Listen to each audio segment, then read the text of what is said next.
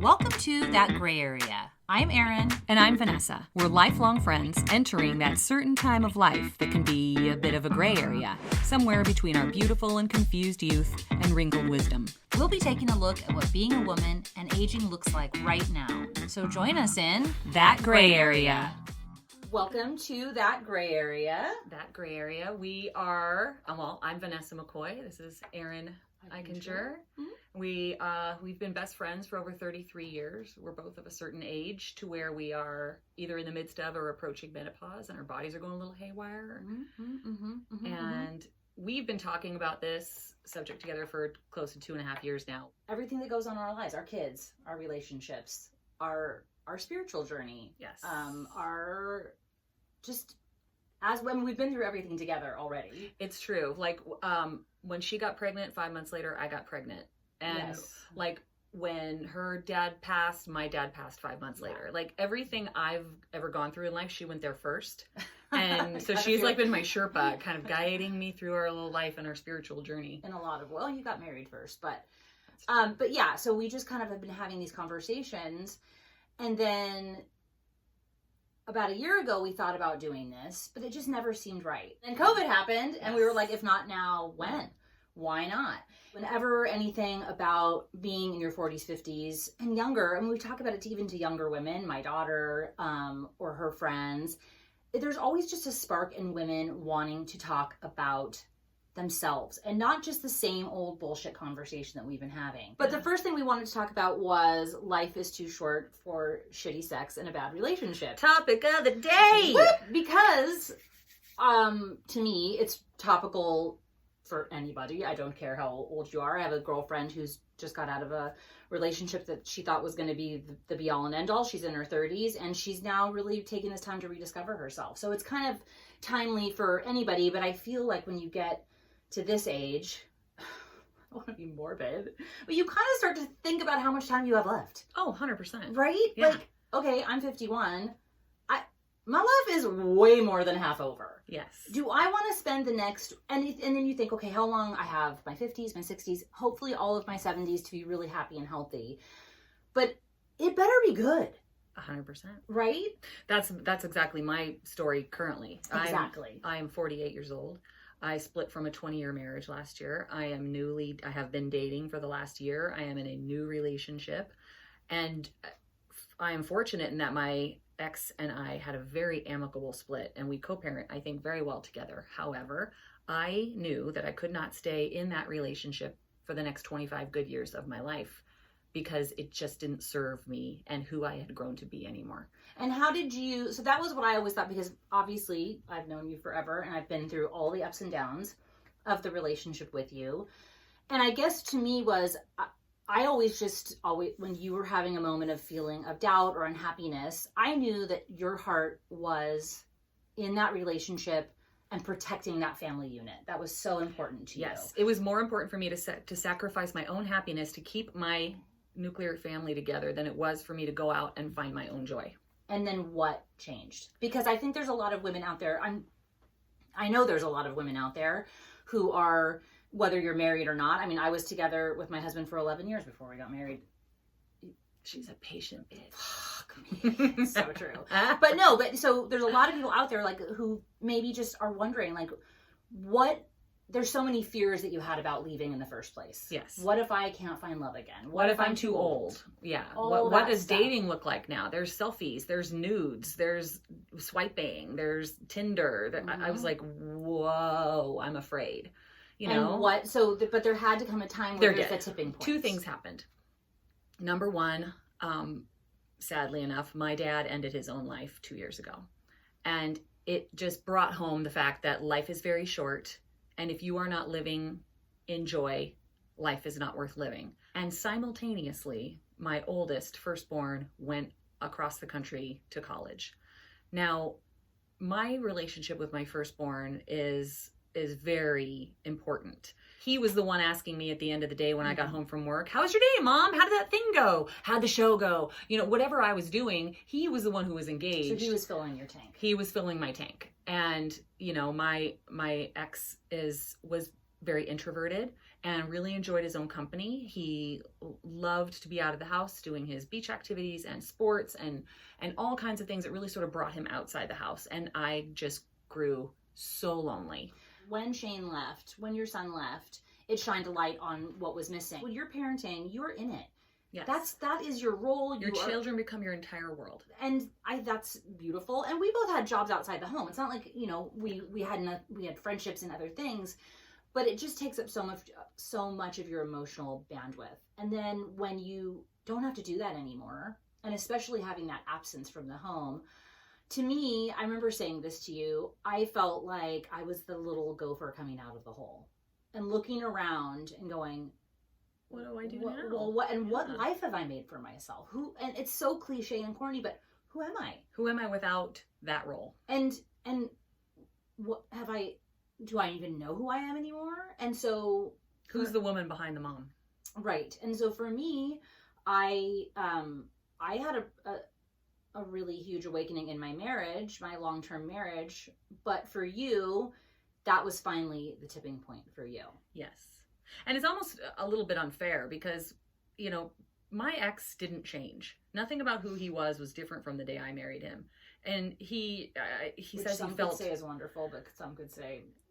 Not so much, right? So Erinn and I, one of the things that has bonded us is that we have been on a lifelong journey to improve ourselves, no matter what that looks like. And the Japanese have a term for it. It's called kaizen. And it just means continuous self-improvement throughout your whole life. Mm-hmm. And we are fortunate enough that we have always challenged each other, Mm-hmm. To learn more, grow more, do more, be more. And I evolved from who I was 20 years ago when I married him. We may only have 2 listeners right now, but I hope to have many, many more listeners. And I always just want to encourage women to have the conversation with whether you have a best friend of 30 years or a sister or a mom or a counselor or whoever, is just really questioning why you stay, which is fine, why you go, which is also fine, but why? And so for you, I think guilt was a huge obstacle for you. I knew I was the one who had changed. And that's not on him, that's on me. And then obviously the majority of it was guilt toward my children. I didn't want to rip their home apart, and the guilt to that, it's been 18 months apart now, and the guilt of that still eats me up to this day. And I don't know that I'll ever survive that, but I do know, and Jackie said this to me. Jackie is our therapist. She's like everybody we know's therapist. Yeah, I don't think we're blowing anyone's anonymity to say Jackie's my therapist and I worship the ground she walks on. And, she was saying, how long are you going to allow yourself to die slowly? And that is what it felt like. Mm-hmm. And putting that seed of thought in my head that's what resonated with me. I felt like I was slowly dying. And I'm someone who, more so than others maybe, I need love and attention and affection in my life. I think everybody does, but I know me, and I am happiest coupled up. I am happiest in a loving relationship, and it was missing for so long. I hated to see you suffer on and off over the years and see how hard you worked to make something right. Yeah, it started slow. I had expectations, then the expectations weren't met, so I stopped having expectations. So I stopped being dependent on him as a partner. So I became very dependent or independent. Some could, probably the better term. And so it just got to the point where eventually over time, I was like, we're just at a roommate phase at this point. I don't look forward to coming home to see you. We don't have dates. We don't spend time together. We had really grown apart. Right. So you made that choice. And I was, I knew she'd be fine. I knew you'd be fine. Of course, from the outside looking in, you do. But so I guess that's things I would I think you would encourage anybody who's don't stay because you're worried. That's all there is. Yeah. That's well, here's another Buddhist. That's pauper speak. You're speaking like a pauper. That's a pauper mentality. And this is all I can get. I'm not enough. Right. And you are definitely fucking enough. And then, and everything, the saying goes, 90% of the things we worry about never come to be. It's a 10%, seeing coming that changes your life. So I sat there so worried and so worried and so worried for my kids and so worried for me and so worried for Pete. I was paralyzed. So I think I sat with in paralyzed fear for a good 7 years. Mm-hmm. Just trying to bend myself into a pretzel to be what would fit in that marriage. and I just couldn't do it anymore. And I'm happy to report my children have survived this. Yes. They are thriving. They are both very happy individuals. And it took a minute. So is he. Yeah. I mean, and he had a girlfriend within 5 fucking minutes, let me tell you. So and they're still together, and he is very happy with her. Yeah. So, and I'm happy for him. And then, so that's, and obviously we're not encouraging you, if you're in an unhappy marriage, to get the fuck out. That's just saying, just don't suffer in silence. Because on my personal experiences, I've had a happy relationship, but it hasn't been without its ups and downs, and my feelings of loneliness, and my feelings sometimes of, oh my God, is this the only person I'm ever gonna have sex with for the rest of my life? Like, I can't even believe it.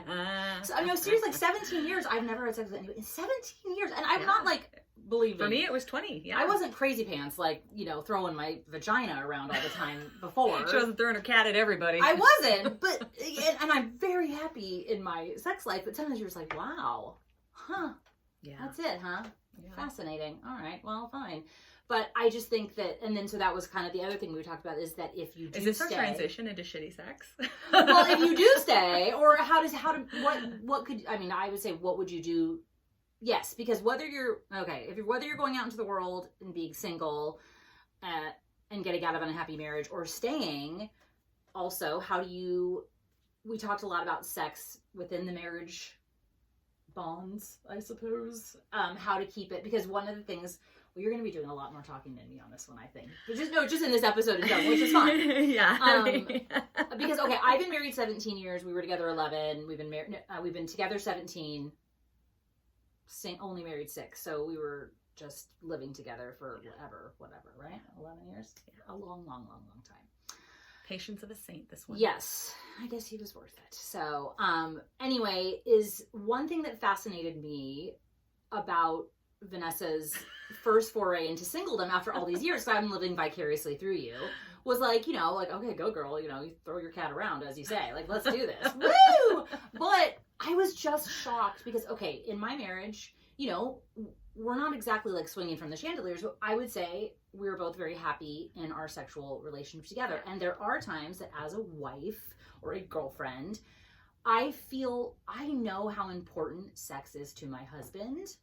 And so I will fling the vajay his way. And also, I will say this, ladies. Hashtag fling the vajay his way. I will, because he just needs to be close to me. It's not just... That is how men not just about feel close to yeah, it's not even about completion half the time. It is, but it's a connection.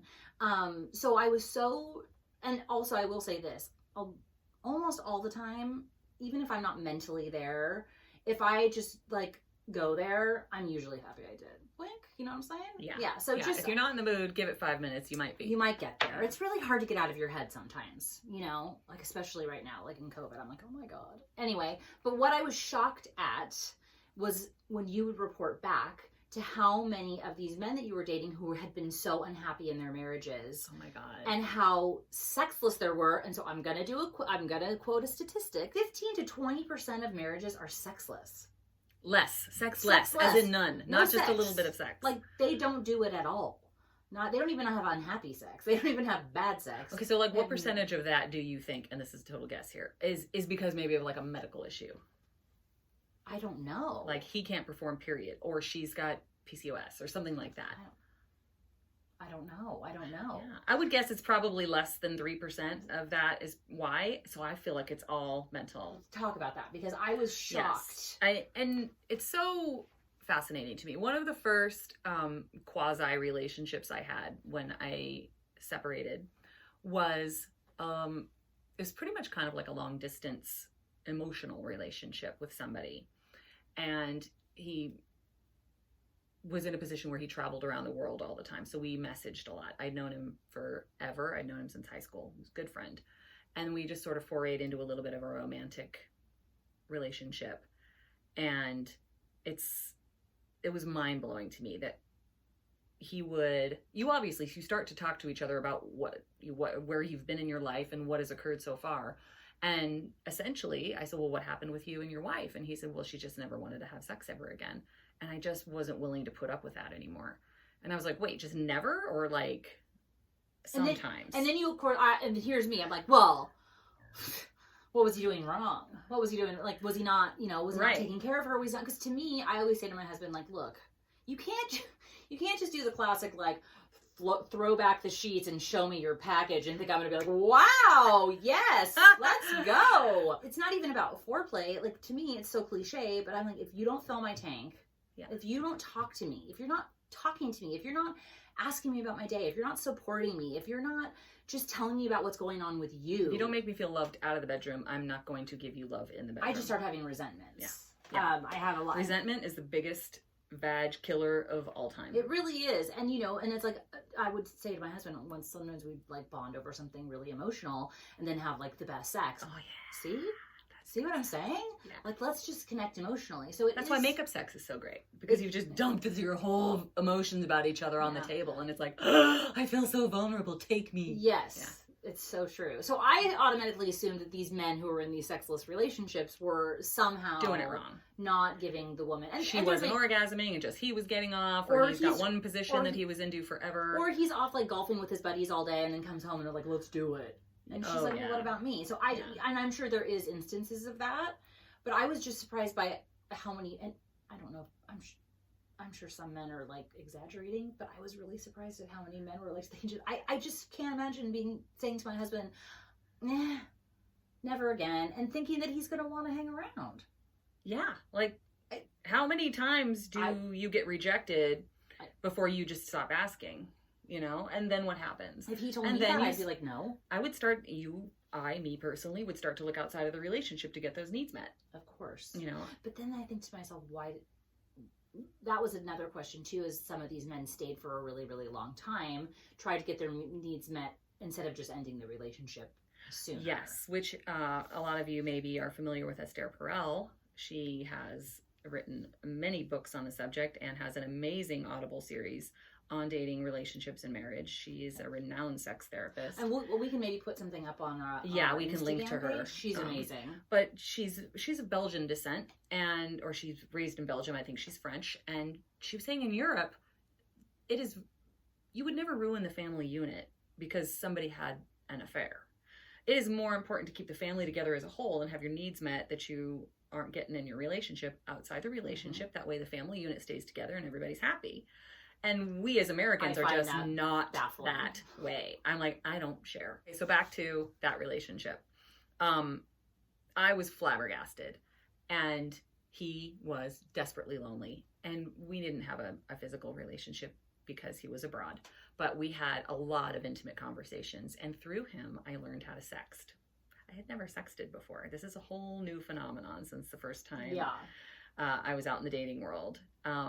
But let me tell you, it got real, real hot and heavy. And would you see now taking sexting into a long-term relationship? Absolutely. So this is what I'm saying. Like, how do you keep it sexy? How do you keep it spicy?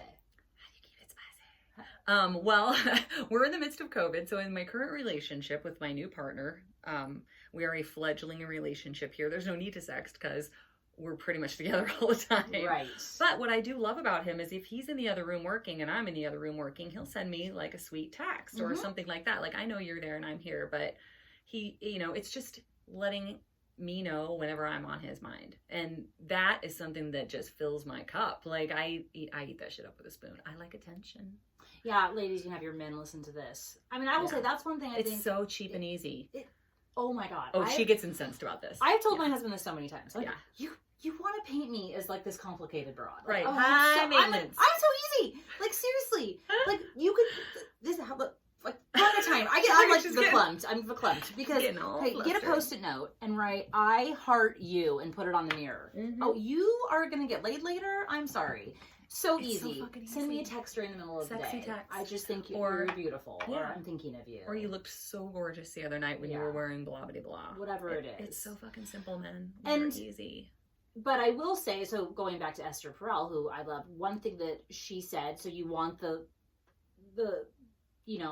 comfort and the knowing of one another, but then you lose that, because when you first left your husband, it really made my husband and I talk a lot, because he was like, are you going to want to do that too? And it's he was like, are you going to leave? I was like, maybe. I don't know. No, but because we both were sort of vicariously like, wow.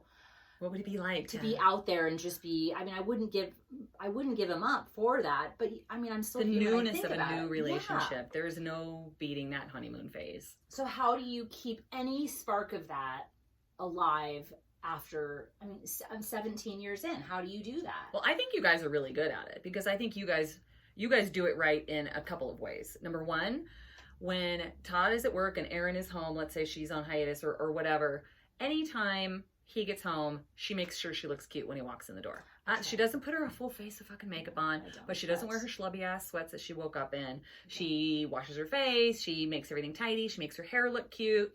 And it's kind of 50s of me.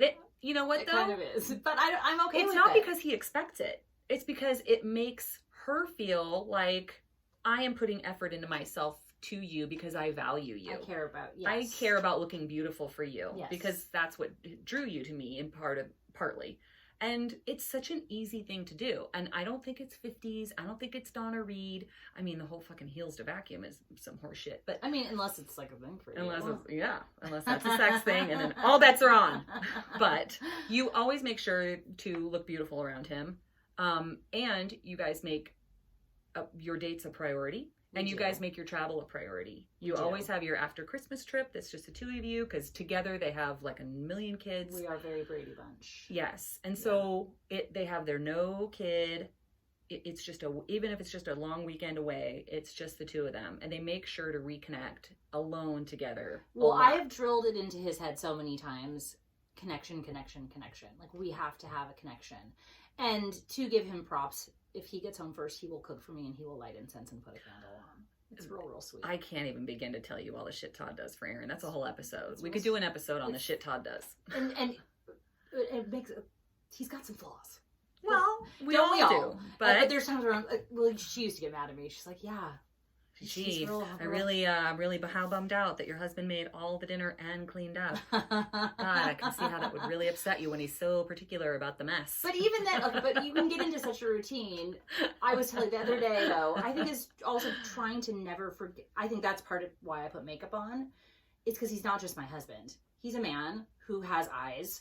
And I want to be the one that he's lusting after. It's important to me. 100%. To be sexy. And so I still do things. A lot of women lose that. I want to be a little raunchy sometimes. I flashed him today just for fun. I had my robe on. I gave him a little whoop, whoop, just, I don't know, because I think it's important. Yes. So what are you hoping for as you move forward into your long-term relationship? Like, where do you want to see yourself in 10 years? I definitely at a point where I'm starting to see this relationship as my next really long-term relationship. I would like to be coupled up again. I have a little bit of fear of getting married again. I have a little bit of fear of people just not being on their best behavior anymore once they're married. I feel like some people in the past have taken their partners for granted, because something about marriage makes people sometimes get the idea of, well, you're stuck with me now no matter what I do, and that's such an exaggeration on my part, and it's an overblown fear based on my past. But that's what we do, right? Every judgment or decision going forward is based on what we have experienced in our own lives. And so I don't ever want to be taken for granted by somebody again. I always want to have the ability to walk out that fucking door if shit goes down. But that being said, I want to cohabitate. I want to grow old with somebody. I want someone holding my hand if I'm sick. I want someone at the end of the day to kiss me goodnight and tell me they love me. And I think a lot of that, and you can tell me to fuck right off, but I think a lot of that is you learning how to ask for what you need. Oh yeah, I've never been able to. You stopped. Well, you said that before. You stopped doing that. Yeah, there's no lonely like the lonely of being reliant on someone and having them not be there for you. It is a complete different kind of lonely than being alone. If you're in a relationship and you're not having your needs met, are you expecting that person to know what you need without you saying anything? Ooh, I am a fucking squeaky ass motherfucker. She is! I wish I could learn this trait from you. But let's be real, like, in borderline naggy. I have to be really, really careful. Yeah. Like, am I asking? And all I've ever asked of Todd is, I'm never going to stop growing as a person. I'm never going to stop pushing myself. It's just how I'm wired. And I sometimes feel bad for him. because it's real hard to be with somebody like that. She pushes him outside of his comfort zone a lot. I do. I have told him a million times, like, you don't have to grow the same as me. You don't have to grow as fast as me. You don't have to. I said, but if you think I'm going to be happy stagnating and being the same, I will die and I will not be here. Like just a shark. If you stop gotta swimming, you keep die. moving. So I guess that's just, to me, one thing we want to do, obviously this is going to be us talking about us a lot, and just sort of talking about women's issues and ideas through our lens, our perspective. But one thing that's important, and you brought this up the other day, Vanessa, that we want this to be not just you listening to us yuck and have a good time, because this kind of got a little more serious than I thought it would. It took a turn, yeah. But that's fine. Yeah. Usually we're a lot more jokey and laughy. Maybe it's because we're not drinking, but it is almost 5 o'clock. We got 1 minute. So I'm drinking. We want to have takeaway. Whether it's just you talking to your friends the next day about I heard these women and this is something that's now making me think, or learning about Esther Perel or something like that. We want it to be a fun place for you guys to come and have a conversation with us, but also be able to have something that sticks with you as you lead. Because these issues aren't obviously special or what's the word I'm looking for? They're not unique to us. Thank you. That's exactly what I was trying to say. Yes. What else? So back to dating now. Okay. One thing that I will say, I do want it, because I sort of got cut off on the topic of what I want going forward in the future. I really want a great and healthy sex life into my later years. Yes. We have a friend, and she is in her 70s, and she has been married a real long time to her husband, and up until very recently, when there was an illness involved. Yes. They were oinking all the time. He's in his 70s. She just turned 70. But and I've known her for probably 10 she's years. a hot little piece of ass, let me tell you. She seriously goals. She's so fucking cute. And it's also so much about just the way she puts herself out there in the world. Mm-hmm. And to listen to him when he would call her. Sorry, I hope I'm not revealing too much. I don't think I am. But just when I would hear them on the phone together, because she and I worked together for so long, I'm just like, oh, God. You just want that when you're so older, right? Cute. They're just hot for each other. Could it be any better? And it always makes me laugh when my friends, like in my 20s and 30s, are like they're what? Like they seem so shocked. I'm like, when do you think that stops? Because I'm telling you, when you get into your 50s, it doesn't. My boyfriend's 55 and he is hot. We have a fantastic sex life. Good. Yeah. I'm learning a few new things, trying a few new things. We're changing shit up. But you have to, I think the thing is though, if you want that happy sex life in your long-term relationship, obviously being open to new things, but also asking to have your needs met. That's a lot of it too. He and I are very similar in the fact that we did not necessarily come from a bit of a freaky deaky sex life, but we are both old enough now to know what we want and ask for it. Yes. And I wouldn't die of rejection if I couldn't get it. That was me before. I can't have anybody unhappy with me. I can't have anybody upset with me. I always had to have everybody be okay around me. That's how I felt safe. Yes. And now I can say, "Ooh, I don't like that," or "No, do this," or let's try that, and he's like, "Okay," and he's on board. One of the nice things about getting older, I guess, so if anybody, younger is listening, it's not all bad. It's not. You really do. I don't know. You just know a lot more about yourself, hopefully, and you can ask for what you need, whether it's sexually, emotionally, or any way.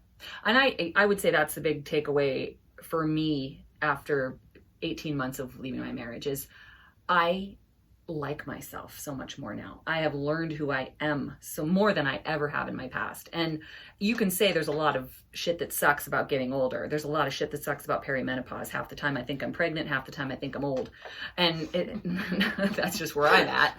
But when you called me and said you thought you were pregnant, I was like, oh, honey. Oh, sweetheart. I missed 2 periods in a row. So anyway, that's where I'm at. But I will take all of that shit that comes down. I will take saggy skin. I will take my tits being 3 inches lower than they used to be. I will take skipped periods to have the self-knowledge and the self-love that I have gained in this phase of my life. It is the best time in my life as far as that goes. But you have to work at it. You absolutely do. You have to really work on self-love. You have to really work on being open and real and honest. And you got to deep dive and do some serious fucking work on yourself. And that's, we're going to talk about all of that.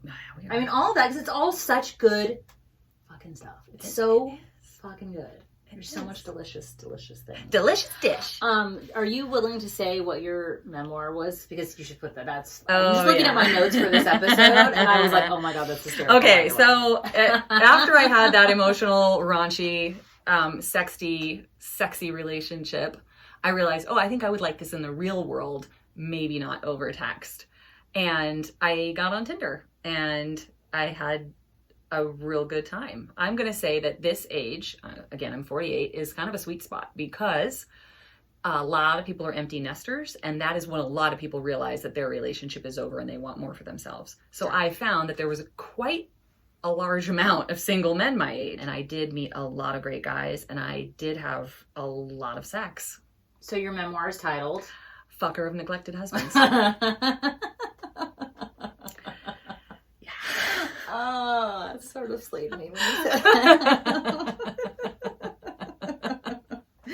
But it was, it was honestly a wake-up call to me too. And I've always been very affectionate. She took that as a note, which is good. I'm very affectionate with my husband. I love him. I sometimes wish he was more affectionate with me in a not sexual way. Like, I want more PDA. But that's a whole nother thing. But I did feel like, gosh, the whole love languages, it's like to him, and I think to so many men, because they haven't been raised to verbalize their needs and to say, I'm hurt, or I need this, or I'm lonely. Like, they just don't want to say those words because, there's a lot of toxic masculinity going on. And so for them, that is a space where they feel comfortable and safe being vulnerable. And my husband is, 6'4", he's a big fella, he's very manly, he's very gruff, he's very intense. And he's very intense. I love it. He's adorable. I love it. But, in that arena is the time when, and I asked him, I said, honey, are you comfortable with me talking about how you are sexually? He's like, as long as you say it's all good. It's fine. Like, okey-doke. I said, but no, that's the time where I see, that's when he really allows that tall, strong facade, I'm the man, that's when he allows that to drop. Is it when you guys are intimate in bed? Yes. And even if it doesn't lead, and that's something that was really eye-opening to me. He kind of got mad at me. He's like, it's not always about sex, Erinn. Like, sometimes I was like, really? Sometimes I just want, honestly, I just want to hold you. I just want to feel you. And to me, my connection's all this. Like, I want you to talk to me. It's like, fuck my brain. Yeah. Like, I just, like, seriously. And he just wants that. And so you have to, it's a give and take. It is. You really have to, so I did take that as a note. Yeah. We could deep dive later into love languages, but sure. The takeaway from all this is there's no right or wrong way to stay in a marriage, to leave a marriage, to live a life. As long as you just approach it from everybody's best interest at heart, yourself included. If you're happy, your kids will be happy. And I will say both of us ended long-term relationships that involved children in an amicable fashion. We always put the kids' needs first. Yep. And we don't shit talk the other one to the other one. Please don't do that. Please don't do that. And other than that, everything's on the table. It's okay to put yourself first. It's okay to sacrifice yourself to stay in your marriage if you think that's the most important thing for you. All of those things are okay. There's no one right way to live a life. It's okay to be a lifelong single person. Yeah. It's whatever you want's fine. There's some kind of notion that if your marriage ends, that means your marriage was unsuccessful. You were together with me for 20 years. There's a lot of successful things about that relationship. I totally view that relationship as a success. My parents were together for 17 years. Their relationship, believe me, and we'll talk more about my folks because they were very interesting to me, but they were best friends. They were lifelong friends. Their marriage ended, their friendship continued and blossomed. Well, one takeaway that Jackie also gave me was I just assumed that if I left my marriage, he would be miserable. I'm sorry, that's a self-serving fucking notion, isn't it? Oh, don't I sound like I'm fucking full of myself? But I was literally like, what's he gonna do if I leave him? And that was literally a blocker to me leaving him. And Jackie says, well, what if he finds his happiness? Yes. And I was like, oh, fuck. And then, okay, here's that never fucking occurred to me. Here's another Jackie truth bomb. For a long-term relationship, I had gone to her because I was having some problems in my marriage. And she said, we'll link Jackie's information also so you can get a hold of your own special fucking awesome therapist. She's so incredible. But one thing she said to me, she's like, well, your marriage has to end. And I got real mad at her. I was like, what are you fucking talking about? I did that upset me so much because I don't want my marriage to end. She goes, well, so I told her, I'm like, what are you saying? You know how much I love him. You know how much I want to be in this marriage. She's like, yeah, but the current iteration of your marriage has to end in order for a new iteration to be born and grow.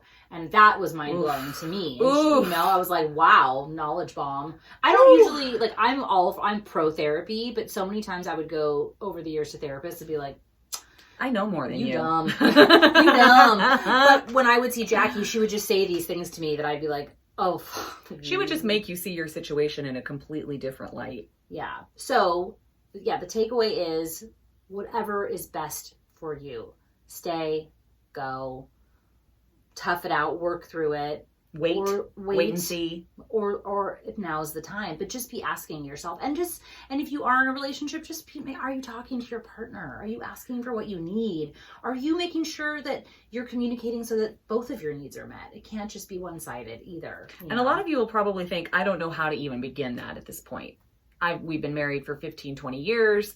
We're in this sexual slump. We don't talk to each other. It's routine. It's rote. All long-term relationships get that way. Yeah. How do you bring up that you're even unhappy? Well, maybe something like listening to this podcast, or maybe something like, hey, honey, I read something, or hey, let's just do a check-in. Let's just do a check-in with each other once a month. What are you missing from this? What can I give you? And create the safe space for both of you to do that without judgment, which is very difficult, but I think is really important. And sometimes shaking it up, doing the thing that's really, really scary is often what's best for everybody in the end. Yes. And like leaving, I remember thinking that when you were getting divorced, I'm like, it could end up being what's best for everybody. And it was. Pete's been in another happy relationship for a year now. Yeah. And in the confines of my marriage or the terms of my marriage, shaking things up and getting uncomfortable, it was good.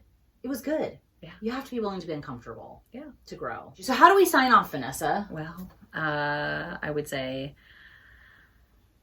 stay with us and find your way to the gray. Yeah. It's going to be a fun conversation, and I just can't wait for the community to grow and to get to know everybody that's out there, and to really, Vanessa keeps saying it's just bringing the conversation to a larger audience. Yes. The conversation you and I have been having through our whole lives, but especially for the last 3 years. So welcome to it. We're excited. You're here. We're happy you're listening. Yeah, Holy welcome shit, to that gray area. Woohoo! High five. High five. We did it. First episode in the can, bitch. Finger guns. All right.